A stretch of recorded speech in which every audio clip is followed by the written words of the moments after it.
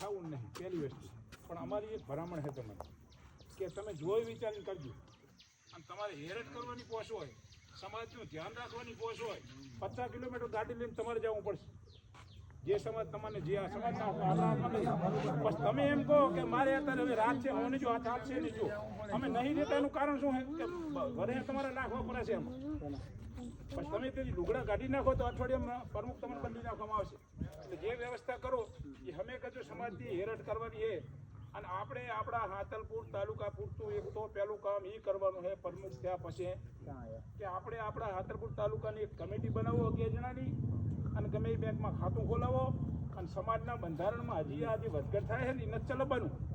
ભાઈ તમે બધા અહીં કે પ્રમુખ થવા તમે હિસાબ કર્યો તમારો કે મારે ગાડીની રાતે રખડવું પડશે, કોઈ તમને વીજળી નહીં ચાલે.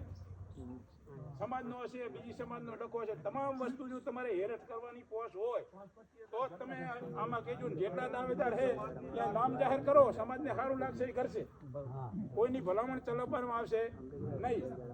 અને અહીં કાંઈ કોઈને કેવું હોય તો કહેજો, પણ સમાજનું ધ્યાને રાખીને જે કાંઈ કરો નહીં કરજો. મહેરબાની કરે સમાજને કોઈ ખાડમ નાખવાની કોશિશ ના કરે. એમ નહીં, સમાજ સારું થઈને હેરટ કરવી જોશે. અત્યારે તમને ખબર છે સત્તા લઈ લઈને બેસી જવાનું, કોઈને કાંઈ કરવાનું જ નહીં. આ નથી ચલાવવાનું.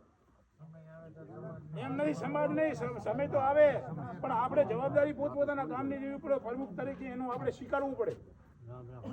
આ બંધારણ કર્યો શું કર્યો તમે? વધઘટ કરાવીને આ ઘેરાવાની કોશિશ કરો, આવું ચલાવી લેવાનું નથી ચલાવવાનું. એટલે તમારે તમારી વ્યવસ્થા પોષ હોય ને તો જ તમે પ્રમુખ થાજો. ઘરના ગાંઠના પૈસા વાપરવાના, તમને કોઈ ભાડું નહીં આલે, કોઈ ડીઝલ નહીં આલે.